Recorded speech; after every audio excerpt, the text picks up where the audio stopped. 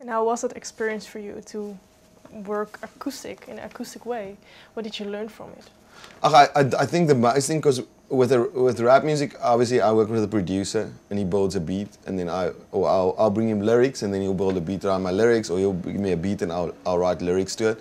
So with playing with a guitarist, like sitting me and my guitarist, like him like kind of adapting to stuff I'm doing, and I'm adapting to stuff he's doing, it's growing constantly, where you would usually just be sitting like, okay, cool, dragging, dropping in stuff into whichever program you're using to write the music.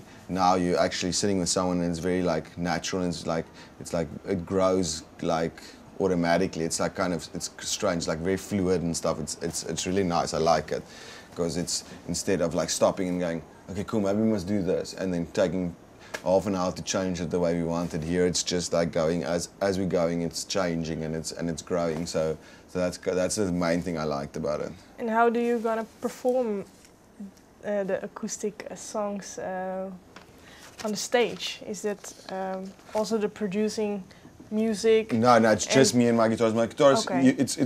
It's really, he's an amazing kid. His name's Loki Rothman, and he is like, does that kind of, he's like really like one of the best guitarists I've ever seen. He does all that like August Rush and kind of that crazy stuff where he gets like, he plays and he gets the bass out of the pickup inside the guitar and stuff. So we play just like that, and it sounds like yeah, it's really, it's something amazing to see, just to see him play it. So I think that's how we do it, like in South Africa, like if we do all the tours we've done so far. So we'll start out the set, we'll do like maybe like 5 or 6 acoustic songs, and then move into electric stuff from there on out, yeah. Okay. Well, there are a few serious songs on your album. Have you grown in that way? Are you become more serious now than you first? When you first it's strangely like I think so. I think like in some ways I have, but I've still like it's still where I used to just fucking party and I used to be crazy, and that was all that life was about, was getting wasted and going crazy. That like, so that was very evident in my first album, and in my second album it got a bit more serious, but still very like party. And now it's like kind of like going like towards like 50-50 kind of thing. And I think that's a good space where I feel that's a good space to be, where, because I still party as hard as I used to. As long as my body will allow me to party, I'll party. So and I'm from South Africa. Obviously we are renowned for drinking extremely hard and partying extremely hard. So so that's our superpower that we get born with. So as long as my superpower lasts, I will be partying hard. But yeah, obviously as you get older, like things change in your life, and life becomes more serious. Like, I mean, if you think at school, you are not worrying about one single thing, and then after school you're worrying about studying, and then you have to get a job, and as life goes on, slowly but surely seriousness comes into it. But it's but I mean, just enough. I mean, fuck, I'm lucky enough to be a musician, and I've been able to do this for a living. So my life doesn't get too serious, but the little bit of seriousness that it is, I also like that. I like that, and I think the listening to so much blues and kind of like even listening to some like darker country stuff and so on, like it's also made me very interested in kind of exploring that side of myself. So putting it out in music, because music is also like almost like my psychiatrist in a way. So I write music and I put it out into the world, and I kind of feel like I release stuff in that way. So if I write a song, if I'm going through like a dark times, like one of my big songs, Tis and Stars, was when I wrote that actually literally the day after my dad died. So it was a very dark time for me, and it helped me. It kind of helped me so much to deal with that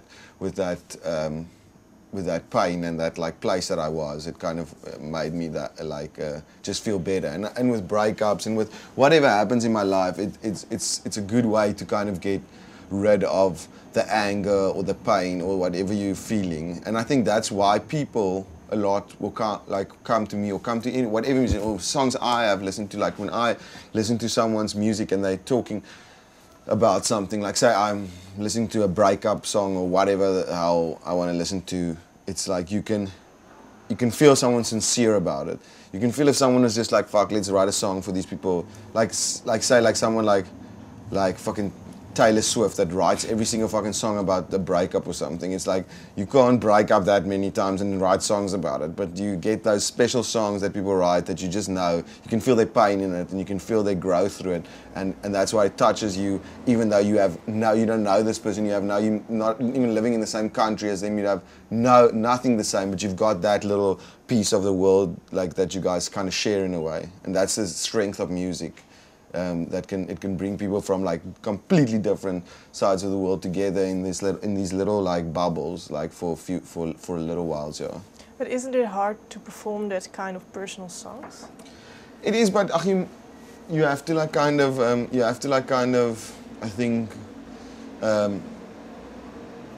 you have to let stuff go as well. You can't because I also I'm not like going to everyone before every song and saying this song's about this and this song's about this. That's like the meaning of the song is my own, and like I want people to also get their own meanings out of the songs. Like a painting, like the person who painted it might have painted it about a day, like just looking at these trees, and then some other person will think, well, fuck, it actually symbolizes like this and this and this, and that's the thing. Everyone gets their own meaning out of music as well. Which I think is the important thing about music. So I don't want to tell people this is what the song is about before I do it, because I kind of want them to have their own experience with it, yeah. But final question, because the time is over. Do you want to give the people a message with your new album?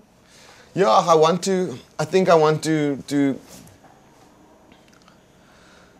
think there's a lot of messages in the album. There's everything from enjoying yourself and having like a good time, not taking life too seriously. And I think that's probably the main message. I think my main message in my music is always like, it will be like a serious song about something like heavy, but it's always like kind of has that edge of like, everything might be cock at the moment, but like don't worry, things will get better. Or don't think about the shit times all the time. Think about the good times and like see the brighter side of things and have fun and have a good time. So I think that's the main thing in my music, because that's what I believe in and what my parents kind of instilled in me. It was like that whole thing, everything happens for a reason, so don't like sweat the small stuff in a way.